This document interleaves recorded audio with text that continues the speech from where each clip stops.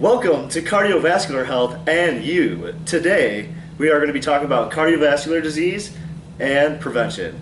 You've all seen the show, The Doctors. Well, we have something better for you, The Exercise Scientist. There are 4 types of cardiovascular disease. There is stroke. This is a form of blood clot that obstructs a vessel in the brain. There are heart attacks. A heart attack is caused from a blood clot or obstruction in the vessel and burst in the heart. There is atherosclerosis, which is a buildup of plaque in the arteries and can lead to thrombosis and embolism. And then this is the primary cause of heart attacks. There is congestive heart failure. This is where the heart cannot efficiently pump out enough blood to meet the body's needs.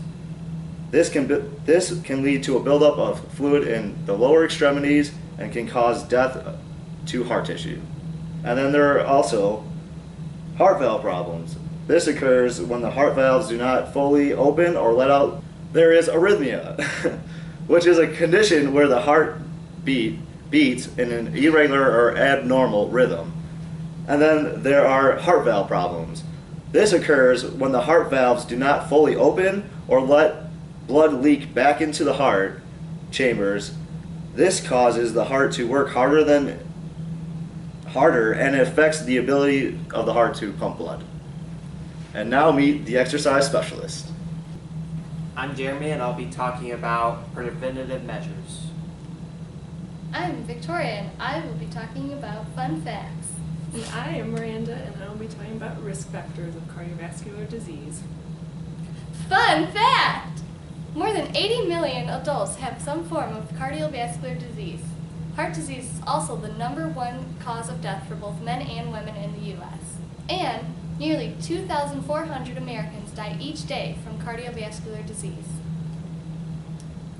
Risk factors that cause cardiovascular disease include smoking, physical inactivity, obesity, which is having a BMI of 30 or more, high cholesterol, which is having 200 or more milligrams per deciliter, hypertension, which is when you have 140 or more for systolic blood pressure, or 90 or more for diastolic blood pressure, type 2 diabetes, a diet high in saturated fats, family history of cardiovascular disease, gender, if you are a male or a postmenopausal woman, and age. Fun facts! About 30% of people who die from heart disease each year are smokers. And 25% of heart attacks go unrecognized. Now for the preventative measures of cardiovascular disease.